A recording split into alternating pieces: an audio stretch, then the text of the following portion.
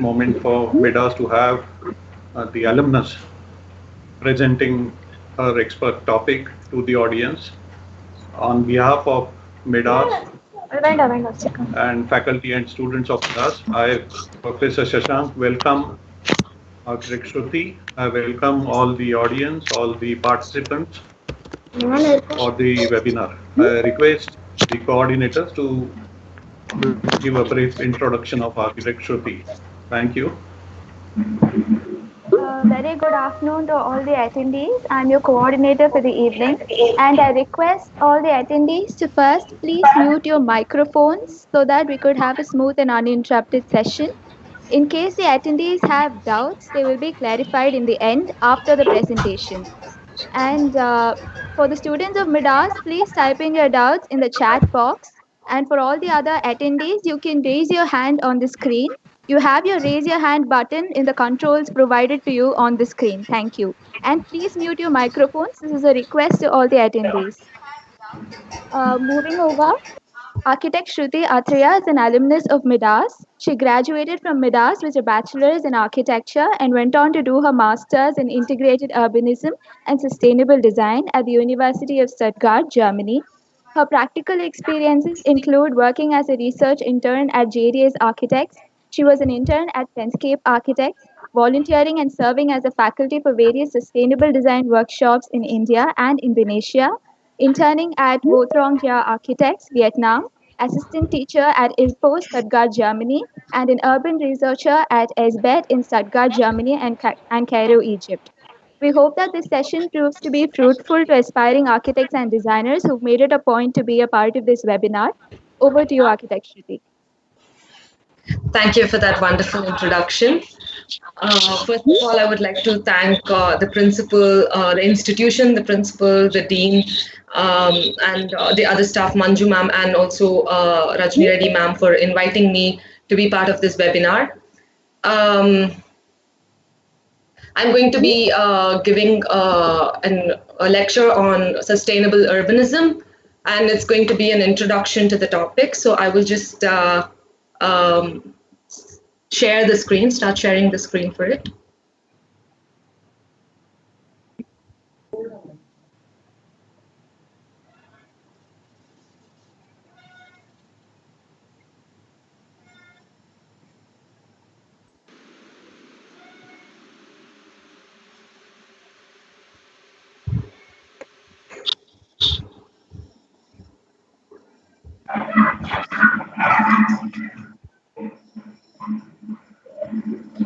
Okay. Hi, guys. I hope you're doing well in the corona situation and that you're handling the lockdown well. Manju ma'am told me that you will be taking up urban design project in the forthcoming semester, and this lecture is meant to just give you a head start and give you an introduction to sustainable urbanism. So first, what is urban design? Is it designing of the large cities, the shapes and the geometry of the city itself? Thinking about the zoning. Sorry, is everything clear? Yeah, continue. Okay. Yeah. So is the zoning clear, and is it is the zoning between the residential, the institutional, the industrial, all of that? Is it at a larger scale, or is it about the infrastructure that connects between the buildings, the spaces that makes up an urban locality? Is it how people commute between these spaces, and also to think about all the aspects, whether the vehicular, the cycling, the pedestrian, all of these aspects of how people move between the city? Or is it about how we create the public spaces where interaction for the people happen who live in the city, and how do they create a culture and how they socialize with the people in the city? Or is it more about really making sure that everybody who lives in the city is able to use the city just as equally as everyone, and is a person who's able to use a wheelchair, or someone who is an old person able to be self-sustainable and able to use the city without the help of someone else. So urban design is a very vast topic, and it includes basically all of these and even more. To put it into a definition, urban design is concerned with the design of buildings, spaces between them, the networks that make up the city, and the way in which people use them, putting people in the center of all of this. When we look at sustainable urbanism, then we have to look at 5 elements that is beyond spatial urban design as well, where we bring in the spatial aspect, the economic, the social, environmental, and health. What do I mean by this? When we look at economic sustainable urbanism, then we have to look at production and investment in living in a city. Why do you choose to live in one city in comparison to another? Is it because of the geometrical pattern of the city itself, in the sense, is it how much time does it take to commute from the place you live to the place that you go for work? Is it more than an hour? Is it faster? Is the transportation system better, faster, so that you can really use public transport? You don't have to depend on private modes of transport. Or is it more, are the zones, allied zones closely connected, such as institutional and housing? So then you don't really have to move between places that you have to commute on a day-to-day basis too far. So all of these aspects really define whether a city is economically sustainable. And then moving on to the next element, what is social sustainable urbanism? Here we talk about the community and the network, in the sense, are we being considerate of the culture of the people that you're building the city for? Are you concerned about their equality? Is it considering all the people who live in the city? And then, of course, the environmental aspects are about the sensitivity that you show as an urban designer towards the natural environment, be it using of natural resources, being more not using too much, and trying to use more sustainable forms such as solar or wind, and also, of course, material usage, or you're coming up with different ideas to make it more sustainable as a whole city. And of course, the health is the most in topic right now with regard to sustainable urbanism. Here we talk about the lifestyle itself. Are you, as an urbanist, creating opportunities for people to have a healthier lifestyle? Is there a good pedestrian system, or is there separate cycling tracks, or is it possible for people to really use the public transport? Would you prefer to take a bike when you're just moving for 2 kilometers, or do you walk? Why is it that you prefer one instead of the other? Are you creating possibility for this to happen? And of course, when it comes to health, it's also with regard to the calamities and pandemics that we're facing today. Are you designing, keeping these things in mind? For example, flood or earthquakes? Is your building resistant to this? And these aspects together bring in sustainable urbanism. And as I was explaining these 5 elements, you could have, I still have to go after spatial. Yeah, so spatial, of course, is something that we all know. It's the architectural element of designing and urbanism, everything that you learn with regard to planning and strategically designing in such a way that it is pleasing and it's workable and also interesting to live in the city. So as we look through all of these elements, we understand that they are already interrelated to one another and cannot be seen apart as separate elements. I would like to just go deeper into some of the examples to help you understand how these 5 elements can come together. So here is an example from South Africa, Cape Town.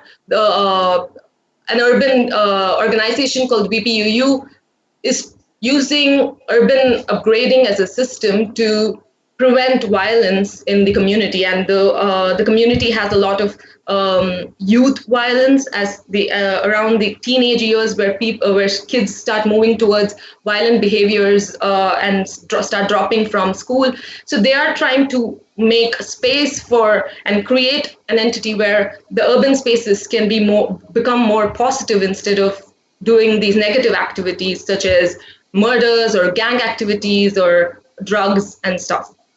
So what do? They, of course, over here, for example, they're using various elements and techniques to make this possible. For example, creating active boxes where positive activity can happen. For example, a basketball court or a football court, or even training activities that kids would be interested in, and hence making it more a positive environment. And of course, also the spatial element of not having an opportunity to do these illegal activities by creating, for example, better lighting in the streets during the night, or not having any dark areas, thinking of other architectural spatial means to avoid these spaces. So this is just an example to think about how we as architects and urban planners can really change the social quality of life, and not just the spatial element of it. This is another hypothetical example of how, for example, if this, let's consider that these two are pedestrian bridges in Chennai. And if that is the case, then which one would you really like to walk into and experience? If it was for me, I would, of course, love to walk into the first design, where it's completely new, something that you don't see in Chennai, something that would be very interesting to experience. But putting aside the architectural aspect of it, what about you as a woman? Would you be really comfortable walking into this space at any time of the day, not only the night? Because it's completely enclosed and you don't know what is going to happen there, who is there. And knowing the statistical data of India with regard to women's safety, would you really consider it? Now here, I don't mean to say that this design itself or design aspect or aesthetical aspect has to just be put aside, but really to take a moment to just think about your design, and if it is really something that is workable for everybody who lives in the city, not only women, also to think about what about the older people or even the disabled. Are you creating a means for them to be able to use your design, and at the same time not really give up on your quality of design as well, or your aesthetical appeal of the design? This is something that probably you can relate to more. So the fishermen community in Marina, near the Marina Beach, it's a small slum settlement, and they were given a set of housing by the slum clearance board, but very few of them actually decided to move into these homes. Why is it? Why was it not workable? So if you actually look at this, the reason is because, as we found out during our research, was because they needed more ground space to be able to do their activities, to net, to bird, for fishing, and also they wanted to be closer to the beach itself, and they to go for their daily activity of fishing and coming back. And also they have their own cultural way of life. They want a lot of space on the ground to be able to sit together and work, both the women and men in the families. So this design, although is a step up for them, I mean, this housing is a step up from them, but they completely rejected it, and the whole idea of the design has gone to waste. And this really this needs to make us question whether our designs are workable and if we are putting the people in the center of our design. Of course, this is the current pandemic that we are facing, and there are already a lot of urban designers and practitioners who are questioning what is urban design going to mean for us after the pandemic situation. How is it going to affect urban planning? And if we look at history, for instance, cholera in the 19th century created huge hazard for the people, and this was due to waterborne diseases. And so that's when urban sanitation system got introduced, and then Also during the industrialization period, there were a lot of respiratory diseases, and this brought in the system of regulating lighting and air quality in each household, and also the spacing between the houses. So history has proven and showed us that pandemics and basically everything that happens around us has a spatial impact and has an impact on how we design our spaces as architects or urban designers. And we need to keep this in mind and be responsible and act more cautiously on how we design our spaces.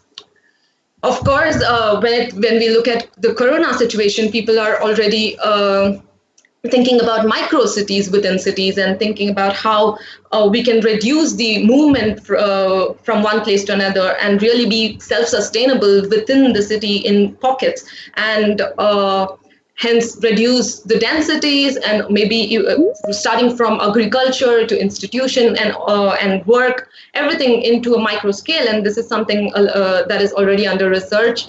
And so we already start to question whether if we are too urban, and if urbanism is really the answer, because pandemics are starting to show us that anti-urban is the way. But this doesn't mean to say that you should not be urban, but to question what is the new urban itself, or is it something that is in between rural and urban? Maybe there's a new terminology that comes in, but this is just food for thought. So to move into your design project itself and the whole scale of the project. So basically, if we look at urban design, there are three main aspects to design. That is research, problem identification, and solution. This in totality, it's just this. And if we look at urban design, we need to really keep in mind two things. One, that is time, and two, that is scale. So the scale of designing at an urban level is much larger than what we do when it comes to housing or even school or institutions. And also it involves a lot of time to produce the design, and also for implementation going up to 5 or 10 or even 15 years. And so that puts a lot of responsibility on us, because we are shaping what is going to be used for years to come and generations to come. Also, when it comes, but for you, for the sake of the design project in the college, let's just look at the first three aspects: research, analysis, and design. And if you look at it, there's more than 70% of your time has to go into research and analysis, while the design aspect is only 30%, because you can think of or understand what the problem is and then come to a solution only when your research and analysis is detailed and well done. To just give you a head start on how you can go about the three parts of urban design. So of course, when it comes to research, there are two aspects: the spatial and social, especially with sustainable design. So first, you would look at what is already existing, that is the history. So what was the settlement pattern? When did they start settling? In which year and until now? How has the settlement pattern changed? What was the land use pattern? Has that changed? Has the density changed? And of course, on the social side, who were the early settlers, and what was their livelihood? What is the livelihood today? What is the economic standard of people who are living in your urban space? And is it both lower income groups, higher income groups? Is it mixed? So to look at all the aspects that you can already collect before even you go to the site. And then you go to the site with this pre-data and look at activity mapping. What are the people doing? Where do they go to work? How do they go? When do they go? When are they back? And also when it comes to spatial analysis, layering is also a very useful tool where you can really simplify, because sometimes urban design can be very heavy. And so to see just the buildings, the flora, fauna, for example, or the streets, all of this in separate layers, and see what is really happening, is there. And once you do these things, it's already going to lead you to your next steps of your research, and you will know what you want to go deeper into. And of course, on the social aspect, it is definitely important for you to do surveys to understand. Once you do the spatial aspect, you will already know what sort of questions you want to ask them, and then you prepare a survey that makes sense to your project. And then if you have the time, you can do some participatory research and also conduct some interviews. Interviews, in my opinion, are very important in understanding what is really happening in the space that you want to design, and understanding the people's needs and strengths, weakness. Because over here, you are not the one who's giving questions, but it's you letting them really just talk to you for at least an hour or so and collect all the information that they give you. Once you carry your research process, then of course is the data analysis, where you try to identify the problems that you want to deal with. So spatially, you will have to analyze the maps that you have, and sort of maybe create separate maps that deal with your inferences and help you analyze further. And with the surveys, of course, it's more of a statistical data to understand what people say, what do they need, what do they have. And the interviews, on the other hand, is going to be more time consuming. You have to decrypt it, and really, out of what they say, you will probably be able to use 10% of the information for urban design, because they would just use you as a space to really tell you about everything that they face in the space that they live in. So you will have to take a lot of time in decrypting it and understanding what can be used for your project. And once all of this is done, of course, urban design is a team effort, and you have to really come together and brainstorm all your ideas and thoughts. And when you do this, think about the problems that you want to really deal with, and remember the time frame that you have, because you only have 30% of your time left, and to think what problems you will be able to find a solution to within the time frame that you have, and then be realistic about it and pick those aspects to solve. Of course, the last part is the design itself. Here, I would like to remind you to think about all the sustainable urbanism elements, and think if you are really considering all of them. And also, while you're designing, you often tend to lose track of your goal and all the research that you did. So always try to look back and see if you're going in the path that you really want. And of course, to think if the people that you're designing for would really like your design, would it work, or would it just be a building that's not used, or a space that they're not appreciating? So because that is the most important part. And think about how if you are creating a change in the quality of the space and the social lifestyle for the people that you're designing for. And most importantly, think about the implications that your design might have, whether you are considerate about all the people who you're designing for. Are you more biased towards a certain group of people? If so, what about the other people? Do you have plans for what they can do? Are you thinking about them as well? And most importantly, I would say, is that you create a list of your strengths and weaknesses, your design's strengths and weaknesses, and be very critical about it and open about it. Because although you have only a 6-month project, and of course you cannot solve everything in 6 months, and it's okay to be accepting of that, but to make justice to the project that you do.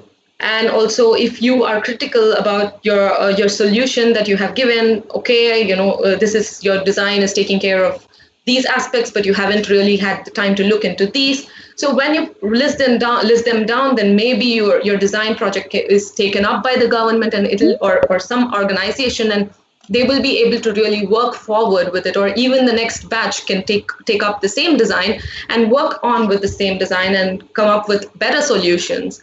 So for this, it's very important for you to be critical. With this, I come to the end of the presentation, and I wish you all the best of luck for your design project. Thank you.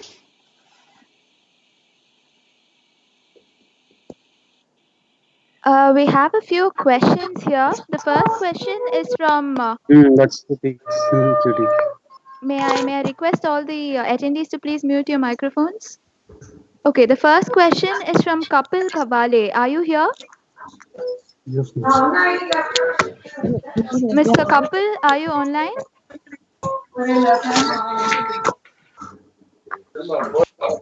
If you are online, can you please ask your question?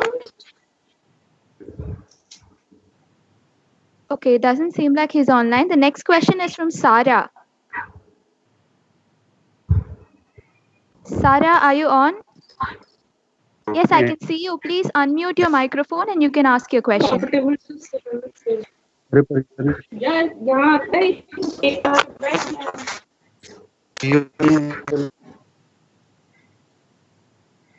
Is Sarah online? Okay, Vasudevan.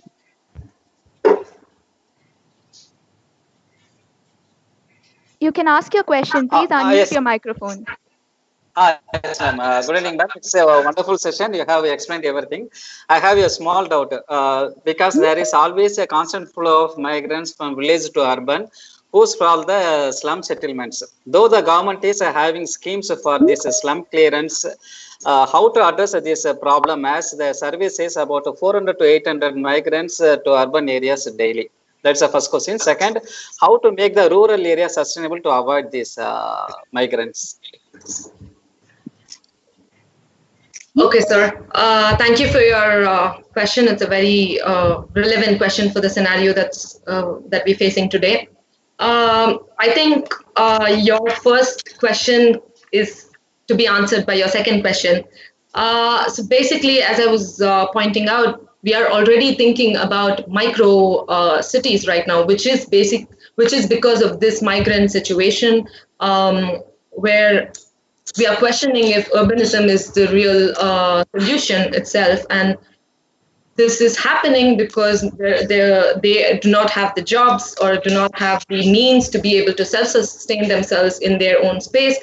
And so that's why it's important for us to really think about creating these micro spaces where there is no need for migrants to be moving from their homes, because they are moving very far from their home to come just to be able to work, and it's for wages that are not even of a great standard. So the whole solution that I can think of immediately right now is that we really look at sustaining ourselves at a smaller scale and having all the amenities and bringing in all the core basic requirements within the spaces that we live in.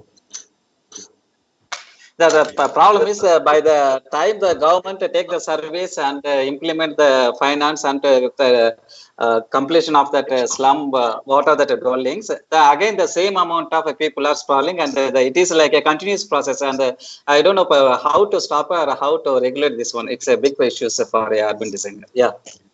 Absolutely true. It's as I pointed out again, urbanism is not something that we can solve in a day or in a year. It's going to take generations for us to actually fix, even if we start trying to solve the problems today.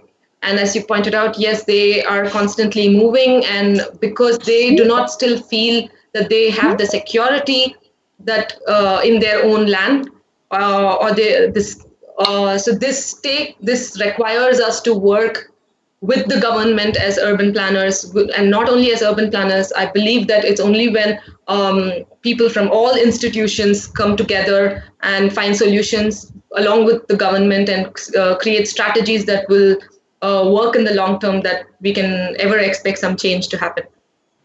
Okay, ma'am. Thank you, ma'am. Yeah. Thank you, Vasudevan. The next question is from Simply Das. Are you online?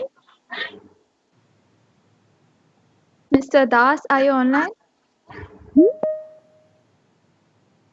All right. If any other attendees have any questions, you can raise your hand.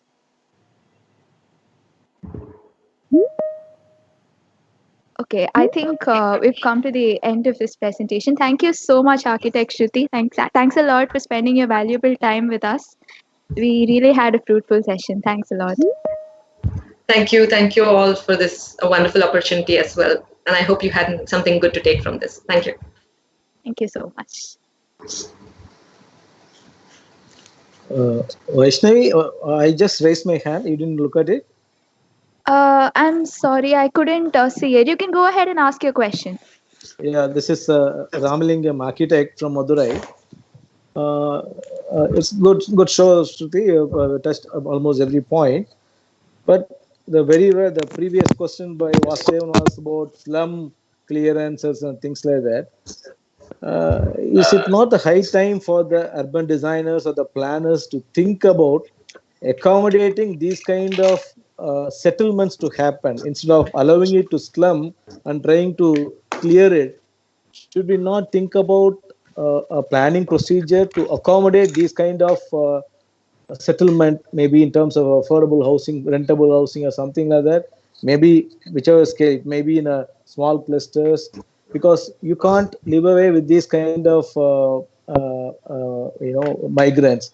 Why don't we start thinking about these kind of migrants, allowing them to have a kind of a decent settlement being accommodated within our planning or design proposal, instead of thinking about clearing it out? Why don't we start accommodating itself?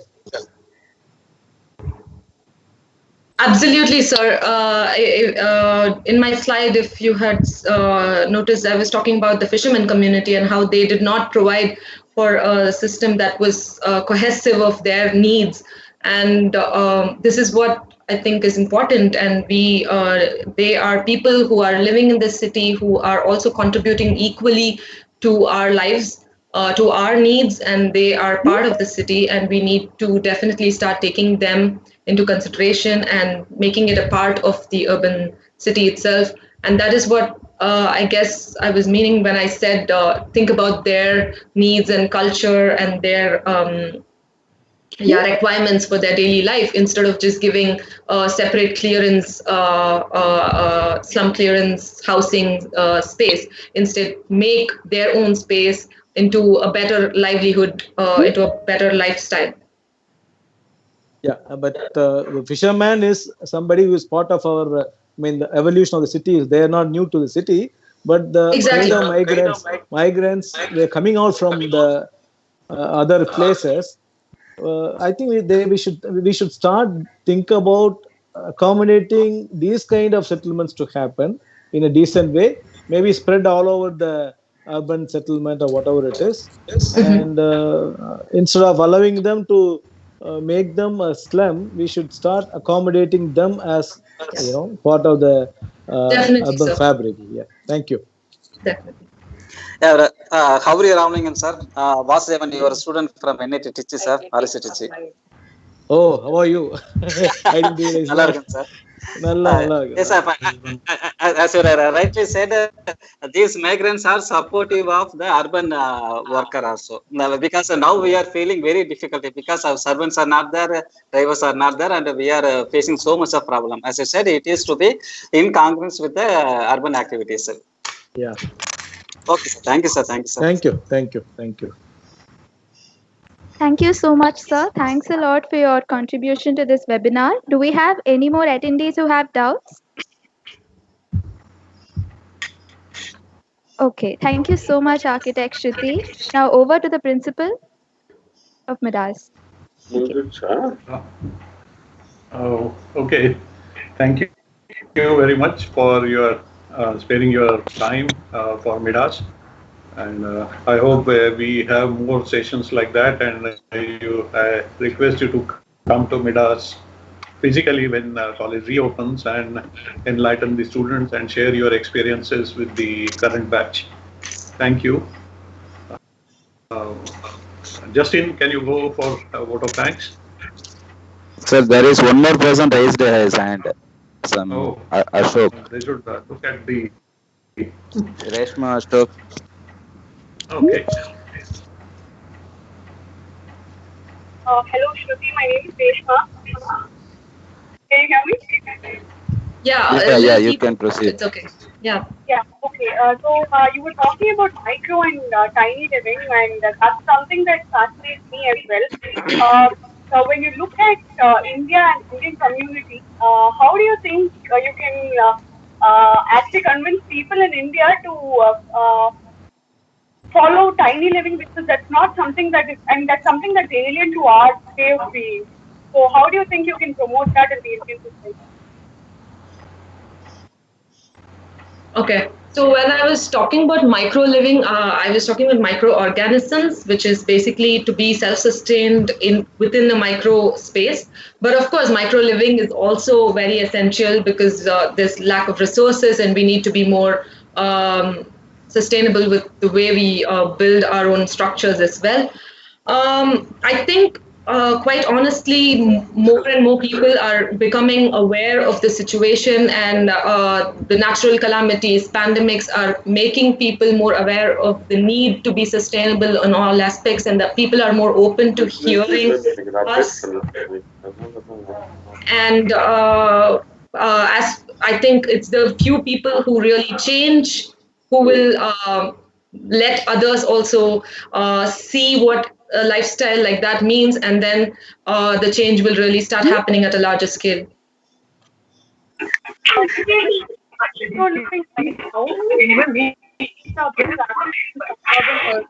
I'm sorry, I cannot hear you.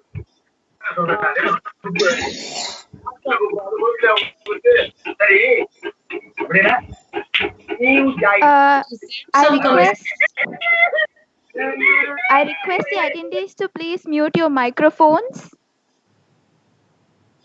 Thank you.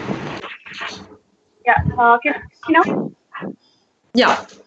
Yeah, so when you take examples of tiny living at the moment, most of those are being practiced in places that have lower population or in the suburban areas. So people who are voluntarily planning to move away from the city are the ones who are mostly practicing tiny living right now. So how do you think it can be ideally accommodated within a city environment? That was my question. Right. So I think tiny living is something that is, as you said, not very culturally something that in India was practiced. But however, what was practiced and is still largely practiced in India is multiple families living together, or community housing. And I think we need to not look at just one way of becoming sustainable. Of course, tiny living is something that would be ideal, but we need to look at it as stages, in my opinion, and that would be the far end that we achieve, while we could first start taking smaller steps and try to ensure that the community doesn't break. Because if you look at the community living lifestyle, people do not really use much space, and it's only when you start moving out of that you really it's for people who start using more space. So maybe as we try to stick on to our roots and try to involve other aspects that relate more to our Indian culture, it might be easier for them to adapt to it, and that would hopefully take us to where we need to go in the future. Okay, thank you. Thank you. We have one more question. This is from Saravanan. Saravanan, are you online? Mr. Saravanan, you can unmute your microphone and ask your question.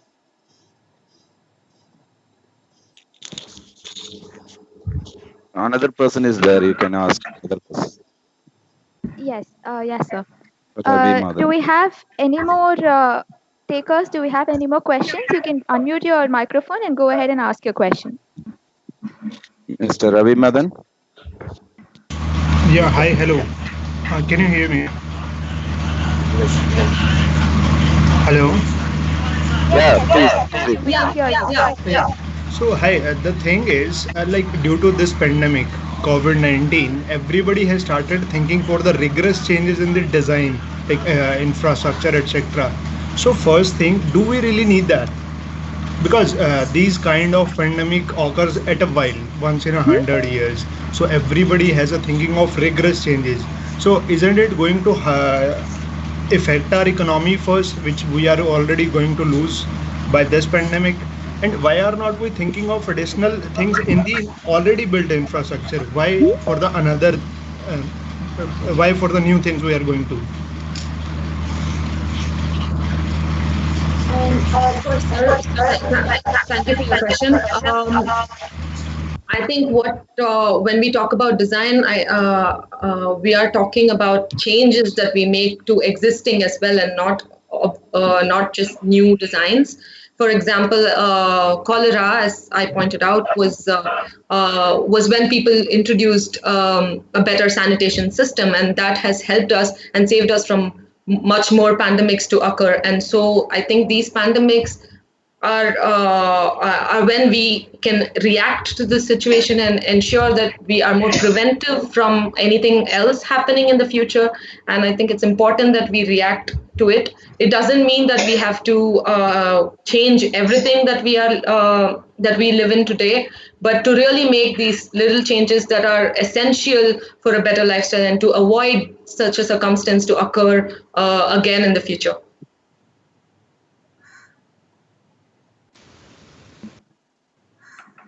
Thank you so much for your question, and thanks a lot, Architect Shruti. I request Professor Justin to take over. Yeah. Good evening, and I'm Justin, the HOD of Madas.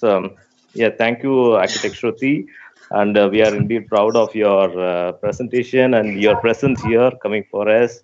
And maybe for the outsiders, we should always say that Shruti is our alumnus, and because there are close to 200 plus outsiders in this webinar, apart from our students.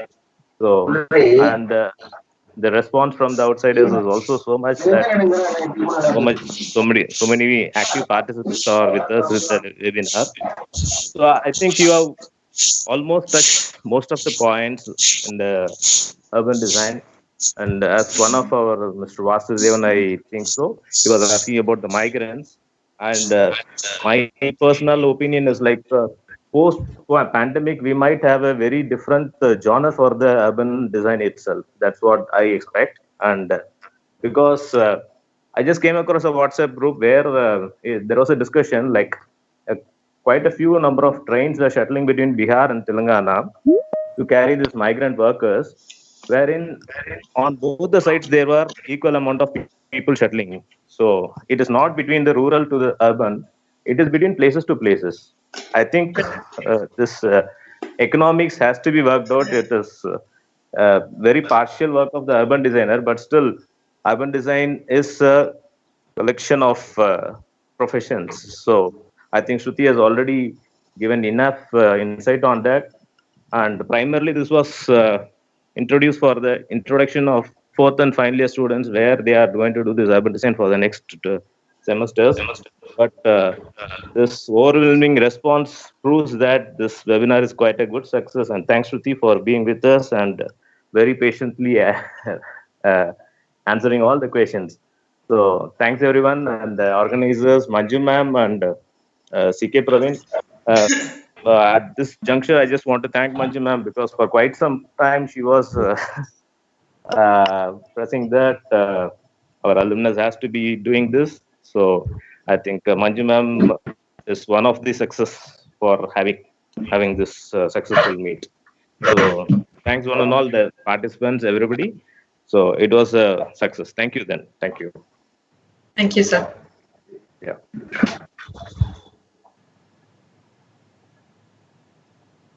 May I request the principal of Midas to take over now?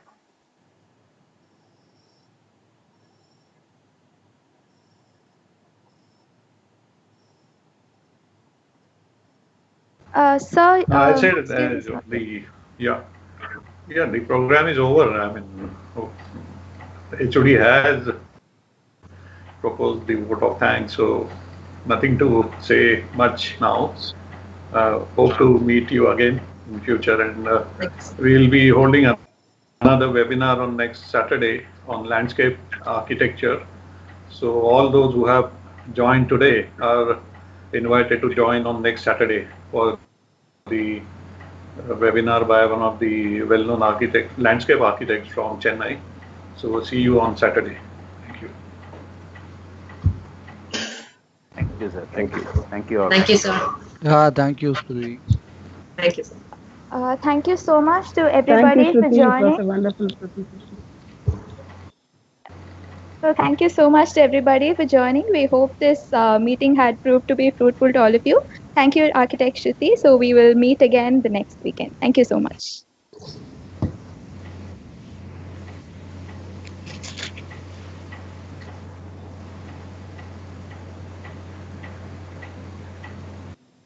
Yeah, Franklin, you can close the YouTube.